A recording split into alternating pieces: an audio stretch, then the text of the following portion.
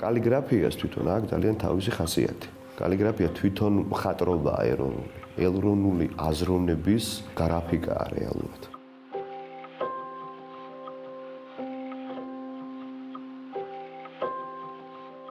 შოთა საგანელიძე კალიგრაფიას თანამედროვე ვიზუალურ ენად გარდაქმნის. მან კალიგრაფიას სრულიად ახალი შინაარსი, დანიშნულება და ვიზუალური დატვირთვა შესძინა. მის ნამუშევრებში სამი ქართული დამწერლობა წარსულის არქეტიპის ნაცვლად, ექსპერიმენტების, ინოვაციისა და თვითგამოხატვის არტ-ინსტრუმენტად იქცა. ამ ტექნიკით პორტრეტების შექმნა 2017 წელს დაიწყო და ქართული ისტორიული ფიგურების სერია შექმნა, სადაც კალიგრაფიულ ორნამენტული მიგნების გარდა მნიშვნელოვანი ნაწილი ფაქტურებისა და ფერების ძიებაც იყო. ეს სამი ნამუშევარი არის პირველი ეტაპი, როდესაც პირველი გამოქვენა და ეს ისტორიული მოღვაწეების პრეზენტაცია მოხდა.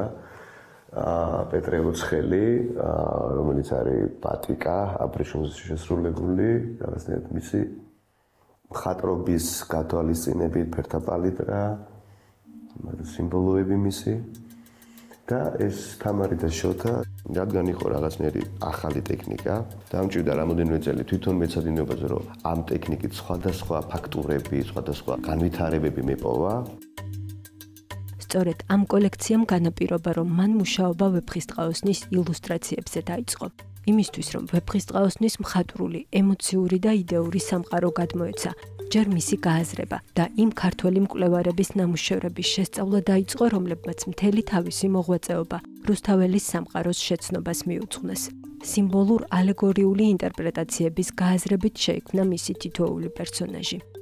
ძირითადად მივყვები ამ პროექტში ფერთა მეტყველებას ვეფხისტყაოსნის, რადგან გამოვიტანო ის ფერთა პალიტრა, რაც თვითონ ავტორმა დაწერა, რითიც დაწერა კალიგრაფიის, განახლებული თან ესე რომ ვთქვათ, უფრო მხატვრულად დახვეწილი ტექნიკით და სახის მეტყველება. ანუ ადამიანები, რომლებიც ასევე ალეგორიულად სხვადასხვა სახეხატები არიან, ესე რომ ვთქვათ რა. ჩემი სურვილი ეს იყო, რომ სხვის შემოქმედებას თუ ვეხები, მე მართლა შევეხო იმ ადამიანს და გავიაზრო ის ადამიანი. ვეფხისტყაოსნის ილუსტრაციებზე მუშაობა ჯერ ისევ გრძელდება. სრულიად განსხვავებული ილუსტრირებული ვეფხისტყაოსანი მომავალ წელს დაიბეჭდება. იქნება წარმოდგენილი ესეთი სიღრმისეული ფერთა პალიტრით და ამ ფორმის კიდე სხვა ინტერპრეტირებით ტექნიკით გაკეთებული სხვა ვეფხისტყაოსნის პერსონაჟები, ასევე ციტატები. 2018 წლიდან სულ იყო გარდასამუშაო, სურათს მსჯელობა და აქამდე მუშაობდით მე და იოსებ ლიბარტია, ჩემი მეგობარი რუსთაველოვან კვლევებზე და ასევე მისი თანადგობით და რაც თავარია ია მეორნიშვილი კალბატონი და ბატონი კურტ ვოლკერი.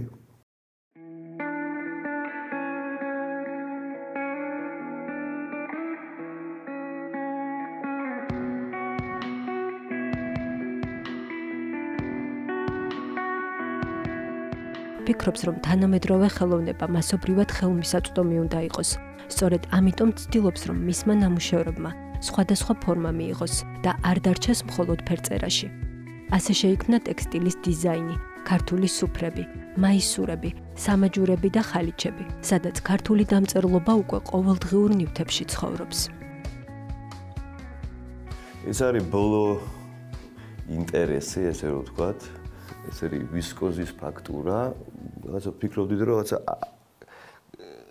იგივე დინამიკით ეს ორნამენტი რაღაცა, რადგან ამბანი არ მგონია რაღაცა ქართული ყველაფერში, ასევე ხალიჩის დიზაინი გავაკეთეთ.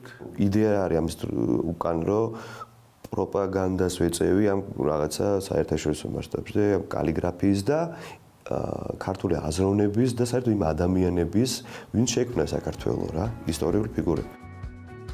შოთა საგანელიძის ნამუშევრები ერთდროულად ტრადიციული და თანამედროვე არის. მისი ნამუშევრები გვახსენებს, რომ დამწერლობა შეიძლება იყოს მოძრაობა, ჟღერადობა, ფერი და ემოცია და შეიძლება იქცეს ხელოვნების განსხვავებულ, საინტერესო ფორმად.